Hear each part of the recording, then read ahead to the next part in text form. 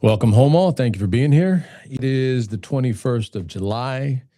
We've got about a week and a half left, and we're out of the summer. Not sure where you are on location all over the world or all over the state, country, etc. But it's a little over, I'd say about 100. It's been about 100 in my area in Fresno, in California. Um, and as I like to tell all my friends and family that are around me here, you take that 100 here and you add on 10, and that's probably the temperature where I grew up, or where I was born and grew up in Indio, California. So it should be, in excess. Just add those 10 degrees, and that's probably Indio or Coachella. That's what it's at. That's a real desert. But again, not to say that it doesn't get hot here. It does get hot. We're in a valley, and we don't get ocean air coming off into our area to cool things down. It's kind of blah right here in terms of the weather pattern. So it gets hot, but not too bad. Like I said, I'm fine. It gets hot. It is what it is. You deal with it, move on. Humans are adaptable. Okay, so Tuesday, we are good for this week, and we're all good for the next few weeks to not have to do a Tuesday, Wednesday, and have a broken situation. Again, as I've said before, until the third week of the month, this coming month, August, I'll be off because maybe have to alter to the Wednesday for that 1 week because of the Veterans Day Parade. I'm going to speak to that a little bit today, not too much, but just to give a kind of update, because I do want to put that out and give some attention to it because I'm involved with it, and we want to make it, absolutely incredible. Do some things that have not been done with that parade.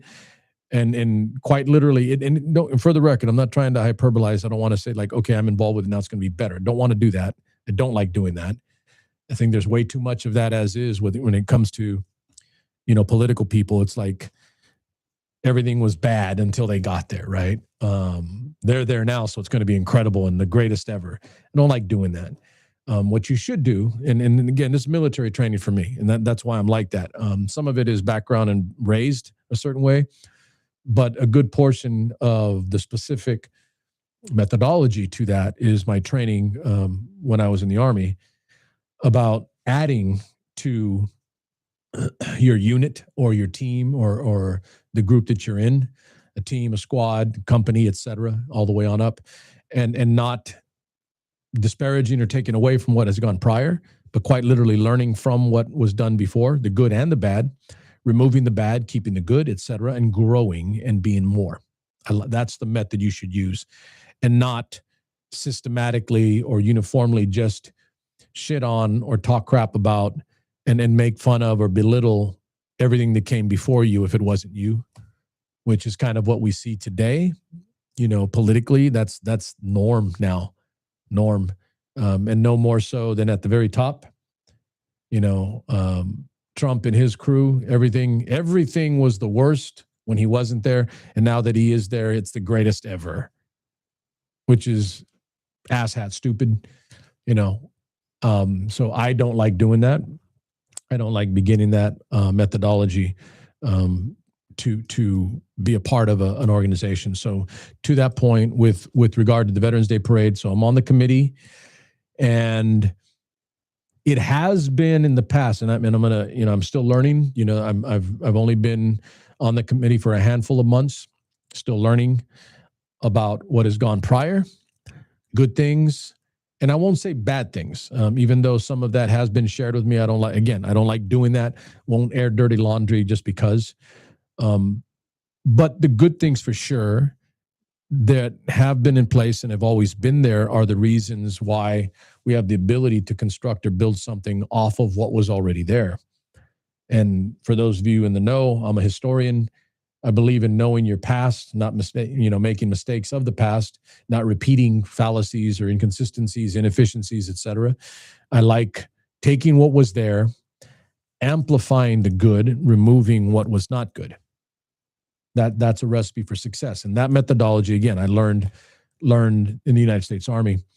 So the Veterans Day Parade, the Central Valley, specifically the name of it, the Central Valley Veterans Day Parade, has been not just the biggest, best parade biggest, we'll qualify here today by saying biggest in terms of attendees, in people that come to watch the parade, and attendees or entrants, entrants, entrants that actually participate in the parade, organizations, groups, etc., right, that are actually in the parade. So that's what I mean by biggest. I mean, just like I said, I'm qualifying that statement, comment, word.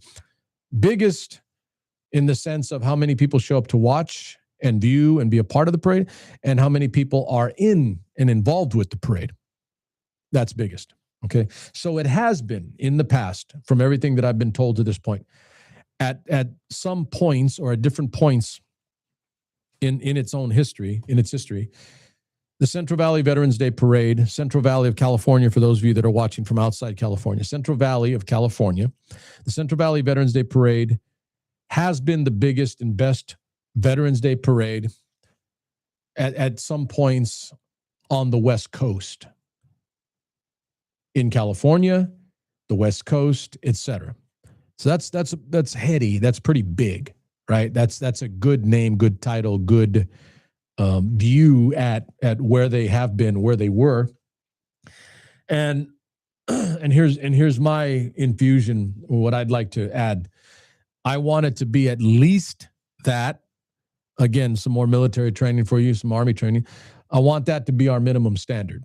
Our minimum standard is the Central Valley Veterans Day Parade that takes place in Fresno, California, is the biggest and best parade on the West Coast. That's our minimum. That's our minimum standard, our floor. And then, so as I say that, again, that when you say things like that or put it in those terms, say it in those words, you're not taking a shot at or diminishing or minimizing or belittling anything that has come before you. You're quite literally saying, and this is the good part to this, I'm literally saying, and for the record, I don't mean this like outside of self. I mean, right now, me personally, I'm telling you, I literally mean this as I respect and acknowledge and appreciate everything that was done before I got here, and the work and the time and the energy that all the other veterans that have come before me have done. And that's awesome. That's badass. That's good. That is the good. And to that point, I'm respecting, appreciating, understanding, and knowing of what came before me and the work that the veterans that came before me did, and the most awesome and massive amount of respect that I can pay and show to all those veterans that came before, including those that are no longer with us, those that are still here, is to take everything they did and grow it. And grow it. Because strong, talented, competent veterans that have done that kind of work, and I'm speaking for myself here again, want, and are entirely okay, totally comfortable with some other young vet coming along and growing off of the work that you did. That is quite literally the method of what our United States military is. We learn from our past, we improve, we grow, not just in number, but in quality, in capability, in who we are as an organization, as a structure. Okay, so that's military. But that's what I want to do, quite literally, with the Central Valley Veterans Day Parade. I want to amplify and grow on the work that has already been done. And again, the minimum floor, ladies and gentlemen, if you're in Fresno or Central California or any part of California, the Central Valley Veterans Day Parade has already been the biggest and best parade on Veterans Day, November 11, on the West Coast. And so we're going to, and I say we, because it make sure we're clear, I'm not the only one on the committee. I'm just part of. They're adding me because they want me to add to them, which I think is entirely veteran. I think it's entirely military. As I was just sharing with the producer right now, Rambo was badass, kicked ass, killed a lot of people, but Rambo can't conquer a country. Rambo can't control the world. You need an army. You need a military. You need a team to do that, ladies and gentlemen. So even though I am capable and competent and skilled in areas, I entirely recognize through a massive ego that there are things that I do not know and can't accomplish by myself. Hence the need to build team, to build organization, to build structure, right? So that's what I want to do in being a part of the Central Valley Veterans Day Parade. So I'm honored and thankful for a fellow veteran that recommended and nominated me for this committee position. And I've never been a part of a veterans organization this way, a service group. I've never. I'm going to now. Quite literally, because as my friend said, his name's Steve. Won't go into all the particulars. He's a vet, and he just basically, dressed me down about what I have not done for veterans, even though I've done a lot for other nonprofits and other subgroups, done a lot politically, done a lot of nonprofit work, raised a lot of money for a lot of different organizations and groups, but I've never done that for veterans. And he pretty much flat out, called me on the carpet and said that veterans need help too. And that veterans need guys like me to bring our talents and skill sets and energy to not just raising awareness, but strengthening who we are as a subgroup of the American population, veterans. Very small subgroup, by the way. We're not large. We're a small percentage, but a very important and very necessary percentage. And my friend Steve, basically, like I said, he called me on the carpet and asked me to use my skill set, my capability, my articulation, my intellect to help veterans, either through raising money, through raising awareness, through building organizations and structures that help others, veterans. And I could not say no. I could not say no. It's just about channeling energy somewhere else, and I'll take it from somewhere else. And I've done, again, a lot for other people, but it's necessary in time. So that is the Veterans Day Parade of Central California, Central Valley Veterans Day Parade. Happy to be a part of it. I'll update you guys more as we get closer. I'll share a little bit with you tonight. Like that's what I'm doing. I'm part of the committee. I will specifically have purview over raising money, collecting money from elected officials, getting public figures and public service people to be a part of the Veterans Day Parade, either through their support, financial and other, and getting more politicians to appreciate and support veterans. And let me put it this way. There were not these problems, these issues, these needs, these necessities in the late 40s and 50s and the 60s, because the percentage of the United States population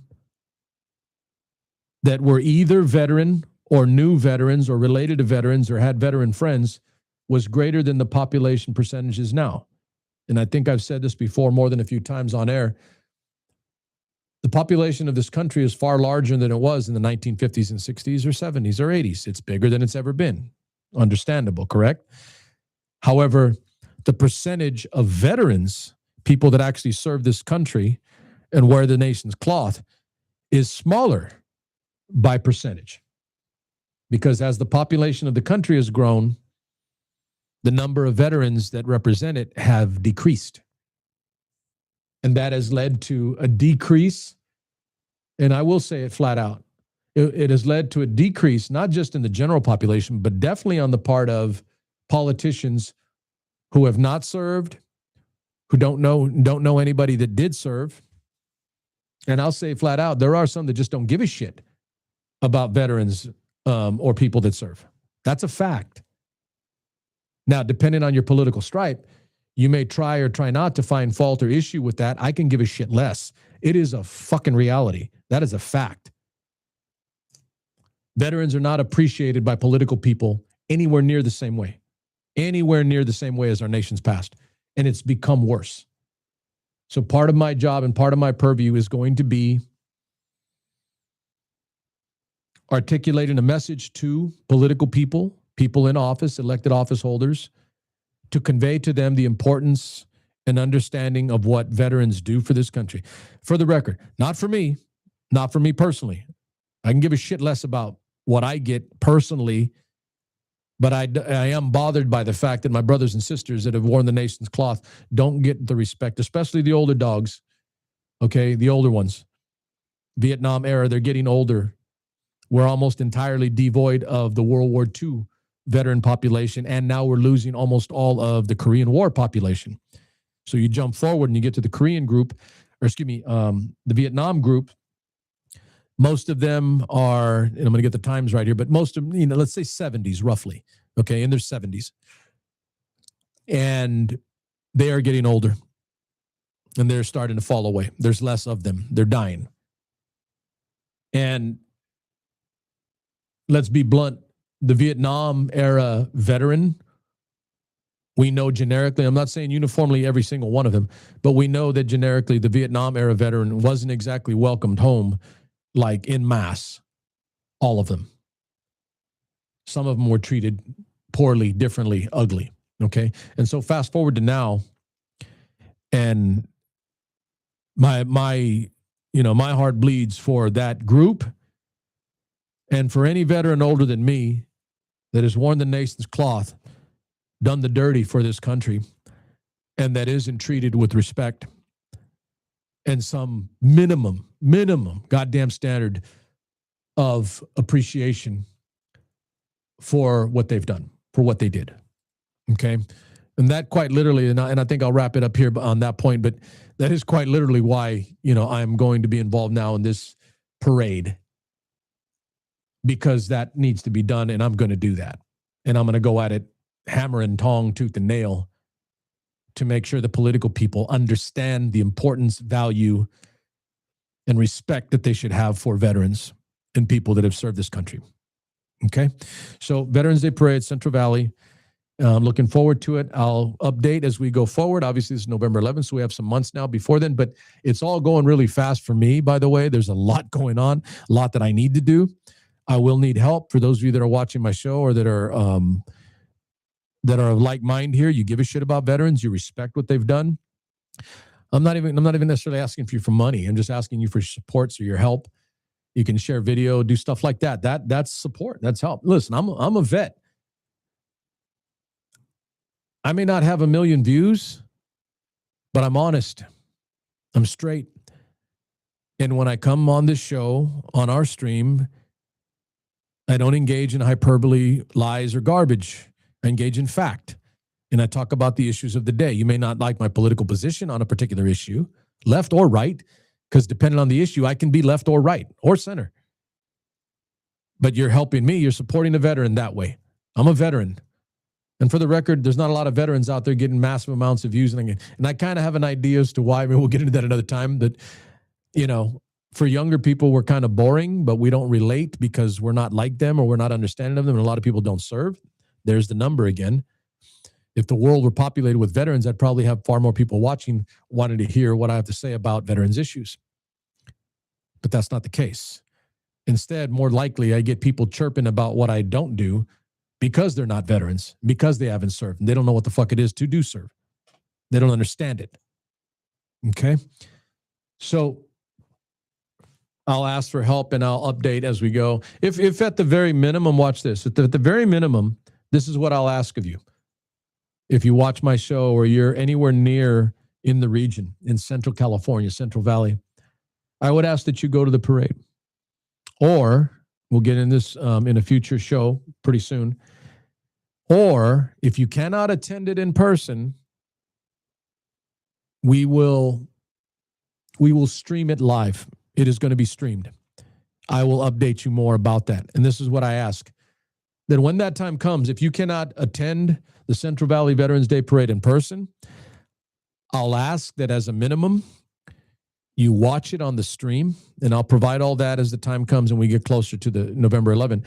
But I'll ask that you watch the stream and support in that way. All you have to do is watch it. That's it. On your phone, at home, on a device, whatever. Just watch the Veterans Day Parade on November 11th and support us that way. That's a minimum. It won't cost you anything. Not asking you for money. Most veterans don't, okay, regardless of what some people think. Most of us don't, but that's what I'll ask, is that you either go and watch it in person, because there's going to be some stuff there that we've not seen before. You can quote me on that, because I'm making sure that's going to happen. I'm going to get some people and some things there that have never been there before that are unique and different. Okay, so that's one. Try to attend, try to show up and show your appreciation for Veterans Day and veterans in general by actually going to the parade. And then two, if you cannot do that, then I ask that at the very minimum, you stream and watch the Veterans Day parade on YouTube. It will be available on YouTube. If not this channel directly, I'll provide a link for the channel that will. I'm kind of working on that right now. One way or the other, it will be streamed live. Okay? Number love for you. All right, so moving on from that, real quick, and not because I want to spend too much, because I did spend a lot of time on it last week, but I said to watch the World Cup this weekend. It is the most watched sporting event, on the planet. It really is. And I think that's awesome, for one day. And I know I spent a few minutes talking about this thought, but we do need, human beings, people, we need things that we can find common enjoyment in and for. And I'll say it, again, it's not perfect, what is, but more so than any other, more so and maybe more than any other sport, if not event. Quantify that how you want. But more than any other sport, an entertainment method, the World Cup's got to be up there somewhere near the top, if not number one. Billions of views, billions of people watching all over the world. And then tens, if not hundreds of thousands that attended World Cup matches. So it does bring people together that way. And then that is a good thing. Okay. So I've been going on, and my producer just reminded me, because we were talking about a little bit, but Spain beat Argentina. I said this last week. I would have been 100% okay if Argentina had won. I have no bone to pick one way or the other. I don't have a negative feeling toward, either of the teams. And even though technically Spain wasn't or isn't my team, never has been, I've said openly now for a number of weeks, going back into the round, the pool play rounds, in pool play, I watched Spain play once in pool play, and then I watched them in all of the knockout rounds, and right up until the last round and the last knockout, the final. I really, really like the way Spain plays. Efficient, ball control. They don't make big mistakes. They don't do stupid things. They just keep coming at you. They're oppressive. They're suffocating. They make you make a mistake, and then they capitalize. And I just really, really loved it. And I think I even went so far as a week ago to say, I believe in that methodology. I believe in that process. I believe in that way of doing things, because I'm 5'8", not the biggest, not the fastest, not the strongest, but I'm intelligent, I'm methodical, I'm patient, and I'm disciplined. And depending on the particular item, I'm skilled. Okay, skilled. I believe that wins out. As I said earlier, I can do the Rambo thing, but I much prefer to do the Army thing. And that is what Spain was, what they're like. They're like a little machine. I mean, it's like they kick the ball and it's like magnetized to the next foot. I mean, it's like a video game. The way they pass and the way they move on the field. It was fun to watch. I mean, I'll say that, right? So I identified them early. I kept my eye on them, like, hey, these guys are good, man.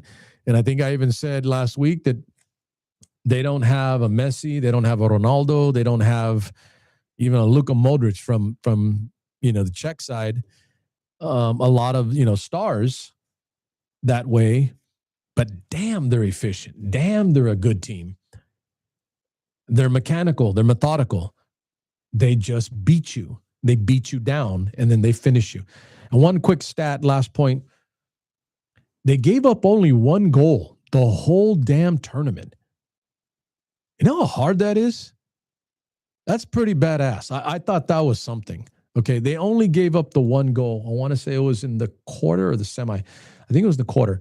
They only gave up one goal the entire tournament.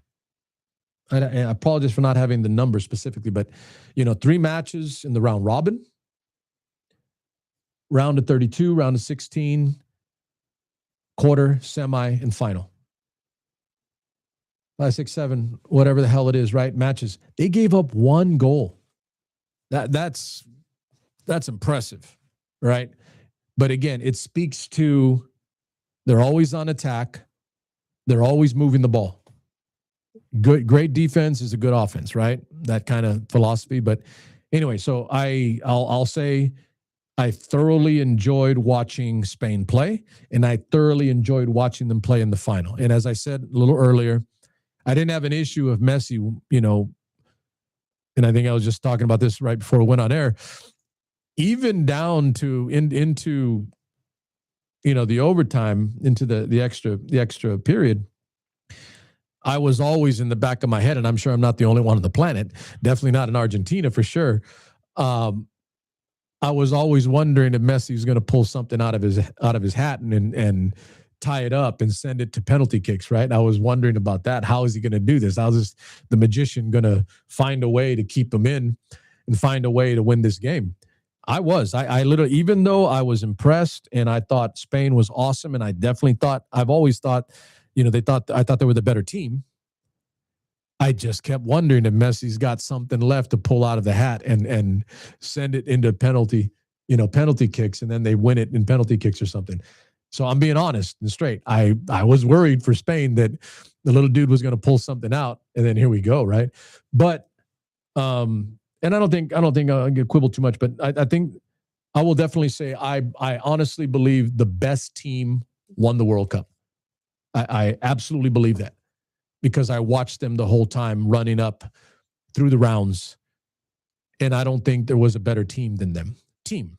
There were bigger stars, more dynamic players. There were those people on other teams all over the World Cup. But I'll finish my point here. Spain was the best team, and the best team won the World Cup. I absolutely love the way they play. And here's the instructive component for today. I know I said this a bit ago, maybe a week or two ago, that, as I've said for myself, I'm not the biggest, the fastest, or the strongest. Mexicans in America are not the biggest, the fastest, or the strongest in general. Don't get me wrong. There's always an outlier or some other. And if you're that, then outstanding and more power to you. I wish you the best. But as a whole, we're not the biggest, the fastest, and the strongest. But we are hardworking, and we can be disciplined, intelligent, patient, aggressive, methodical, and mechanical. All of those things are there for us. And I'll put it on the table here tonight. I think if Mexicans in America operated that way, then we would be the most powerful being relative, but the most powerful and the most important subgroup in America, period. Quote that. You can quote that. I believe 100%, with a lifetime's worth of living it, that if Mexicans in America operated that way, as a matter of course, as to who we are and what we are, then Mexicans in America could, should, and would be the most powerful, energizing force in America as a subgroup of our society. Quote that. Moving on from the cool stuff, the fun stuff. I made a point in the title to acknowledge, and we're going to do this, and I may do it some more, but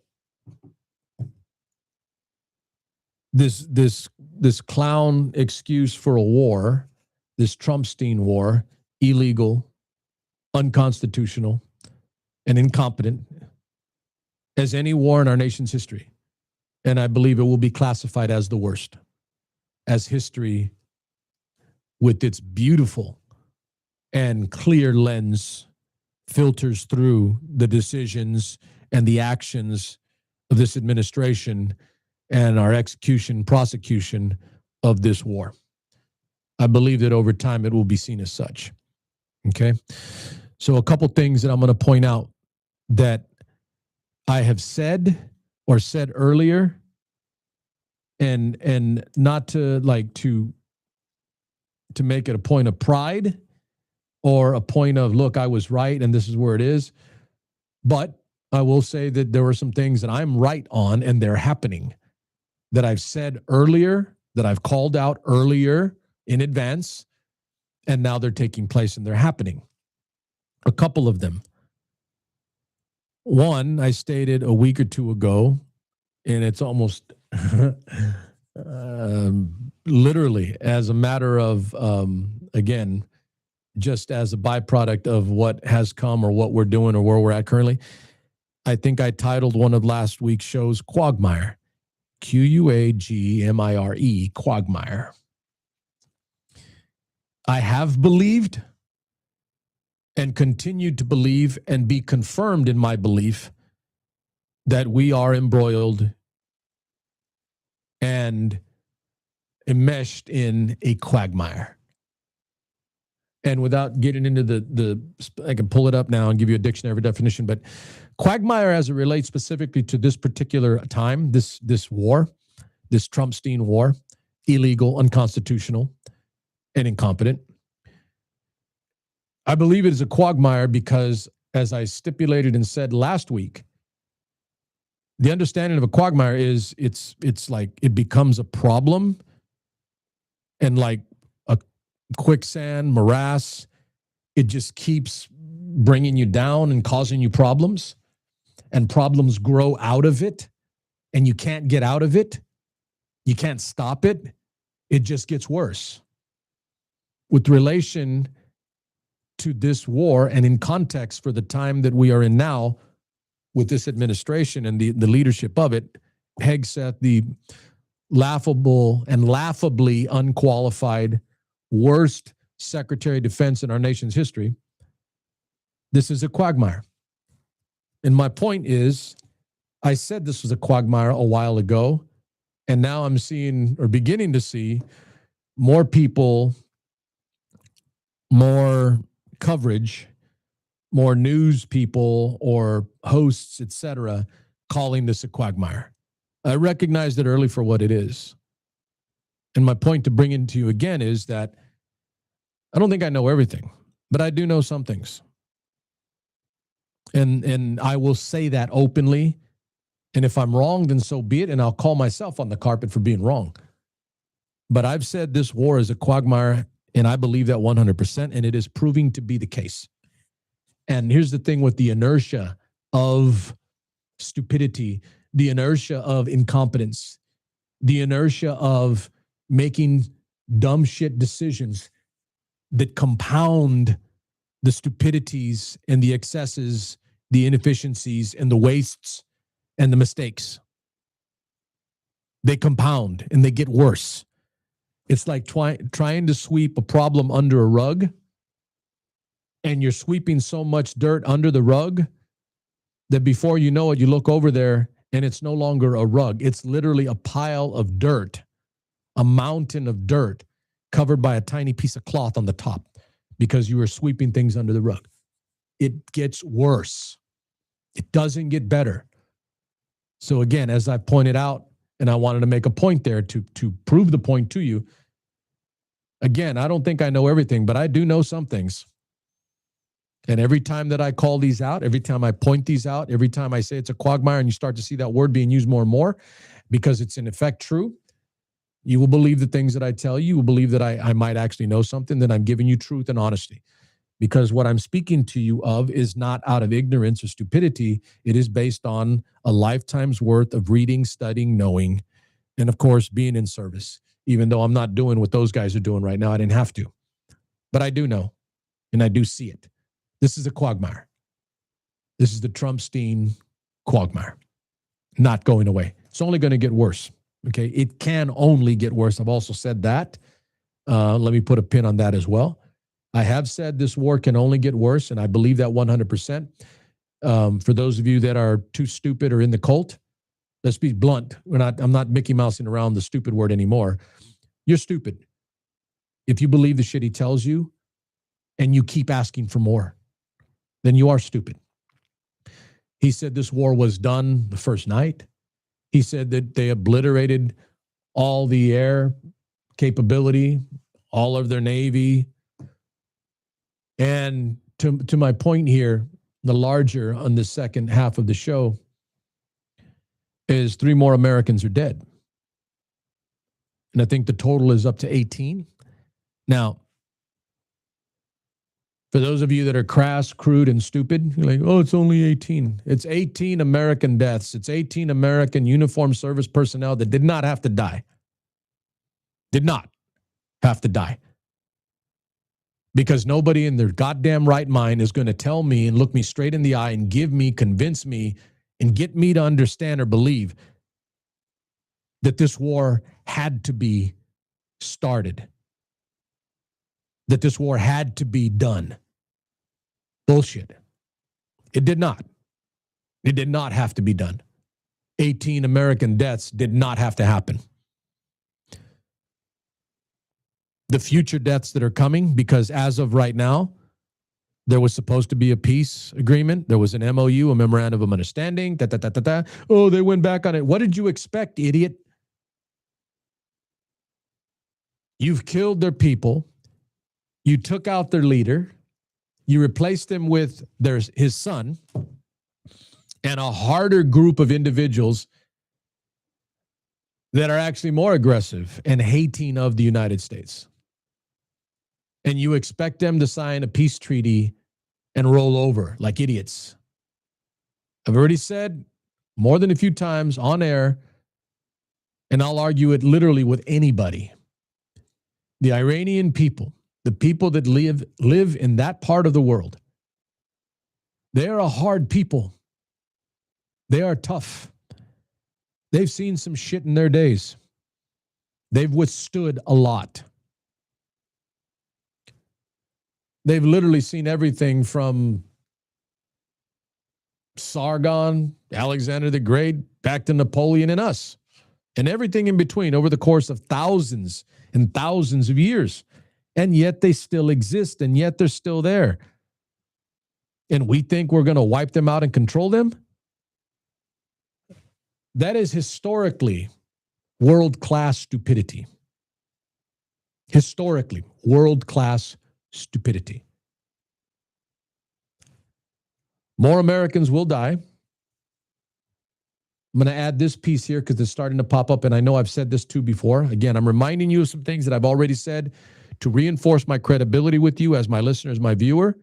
If I'm wrong, I'll say so. That is credibility to you, because I don't have a problem with being wrong, even though I'm sure you get plenty of that, or people just don't talk about the things that went wrong. They try to focus you on the things that they think they got right. But I have said on air more than a few times, again, one, that it's not going to get better, that it is going to get worse. There are other problems, other issues, other things that are going to pop up that make this war even worse. And the fact that we have the nation's and the world's greatest military. But I've said before, and anybody worth their salt should know, you can't just bomb the hell out of a people and control the land. It doesn't work that way. So this one's going by quick. Let me push to this final point because I want to put this in your head. I've reinforced and given you some context and some thoughts. that reinforce my credibility with you, my viewer, my listener, those that trust me to tell you the truth and to see some things that maybe others do not and put them on air on our stream before others see them. I was saying Quagmire long before others were doing it. Now, I've said that we're going to pay more cost. I said that months ago, and I believe that 100%, and it's happening now. I have said, and I'm here to the point now, as I pointed out just a second ago, you cannot just bomb people and expect them to roll over and give up their country and let you control them. The only way to take a country, and for the record, I'm not saying I want to. I think it's stupid if we do that again. Afghanistan, Iraq. I mean, the stupidity is unending, by the way. The stupidity is never ending. We quite literally do not know or do not learn from the mistakes of our own past, let alone 5,000 years of recorded history. Asshat kind of stupid. So final point, and you need to be asking yourself this question and asking of what you view, what you see, the intake that you get from the shows that you watch, the people you listen to. You need to be asking this question, if not of them directly. I don't know if you do call-ins and stuff like that with them, but if not me, then others.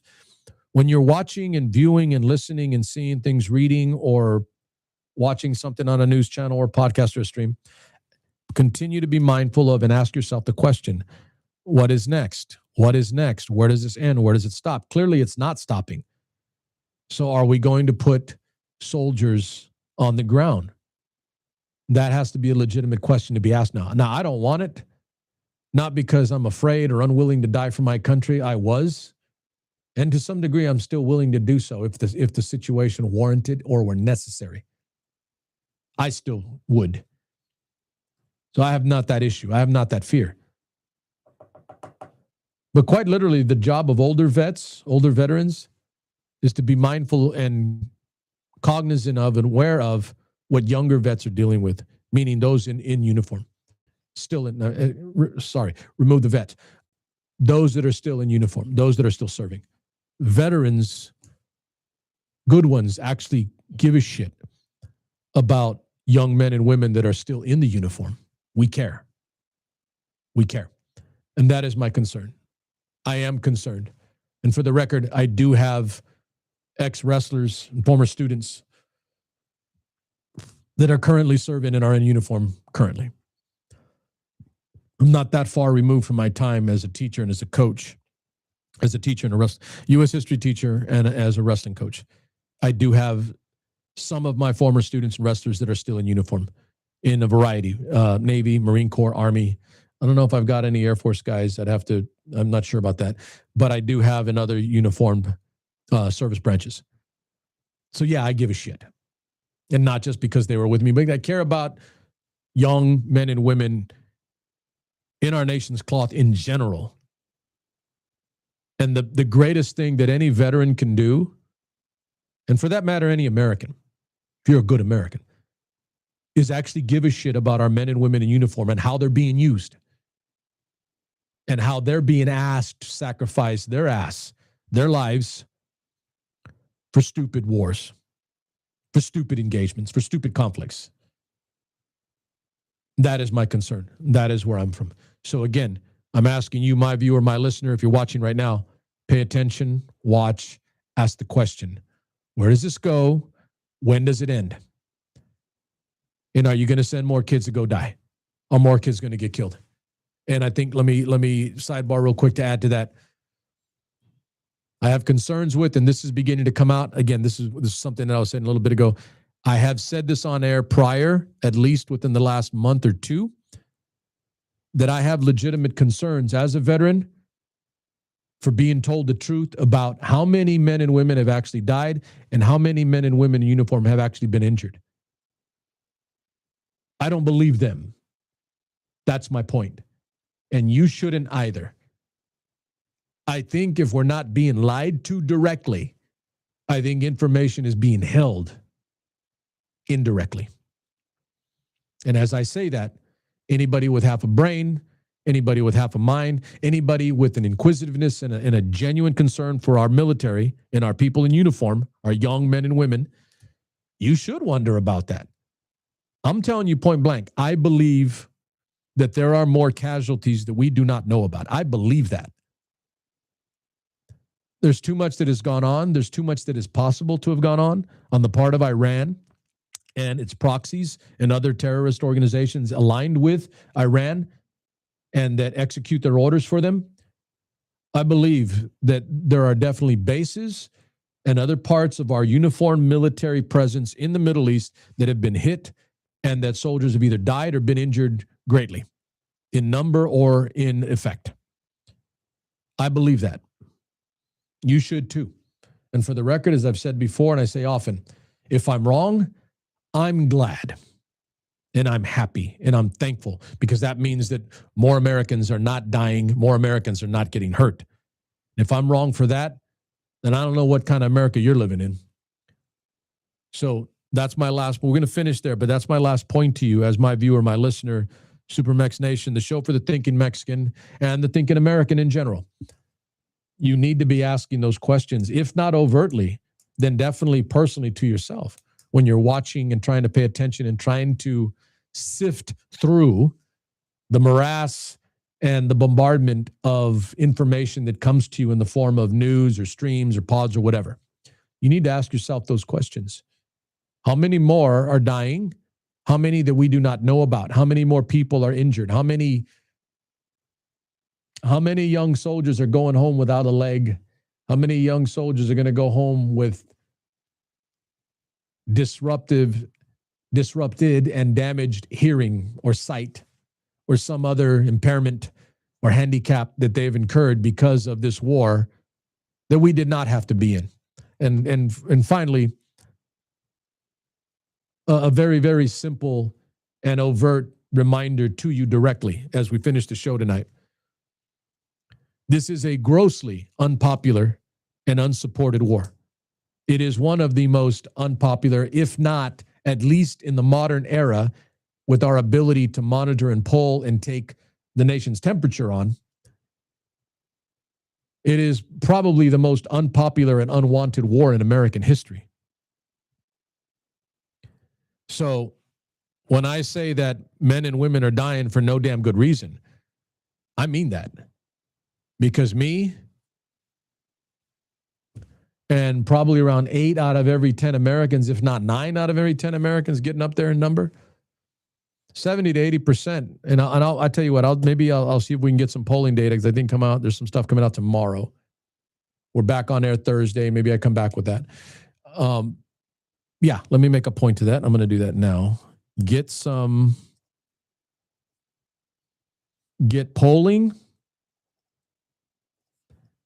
on the Trumpstein war to have for you this coming Thursday. But I'm going to be pretty sure, let's make it real simple, a generality, because I know I can't be wrong on this.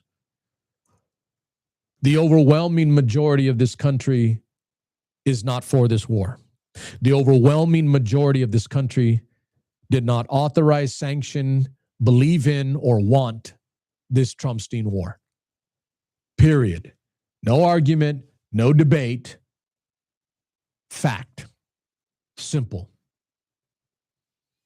That our young men and women are dying because one person wanted to get your attention off the Epstein files. Now, I can't know to what degree I'm right about that, but I do know that I am right to a degree about it. I know it. Not 100%. I don't even know where it lands between 1 and 100. I just know it's not 100. But I'm going to guess, educated guess, historical guess, that a good percentage majority is in that upper half of, well, if we start a war, it'll take attention off these other things. And as I say that and we go off air, we all know that's been done in the past. And it's done as a matter of tactical policy. and not just in our government, but any government, most governments around the world, use obfuscation and distraction to take away or remove you from thinking about the negative things that are in front of you as a people. So there I know I'm right. Absolutely. Okay, let's do that. I'll try to be back with you. We will be back on Thursday, but let me see if I can get some polling data on this Trumpstein war and how bad it is for the American people. Because one thing is true. When the overwhelming majority of the country is not for something, there's probably a good reason for it. And that's the case here. The overwhelming majority of this country, again, as I said earlier, is not for this war, did not ask for this war, does not believe in this war, and doesn't believe we should have ever gotten involved in this war, let alone start it, because it's not like we were hit first. Thank you for being here. We'll be back on the Thursday. I'll bring some data in the form of polling regarding this particular item. If you have any questions, shoot them into the comments. Let me ask you that. I know I've got my small amount of like diehards, but if you guys want to see something or hear something in particular, punch it into the comments section and I'll address it when I see it. If I see it in a chat or, like I said, in a comment section, I will respond to you to engage with you and kind of give you what I can directly, to you personally. Number love for you. We'll be back on the Thursday.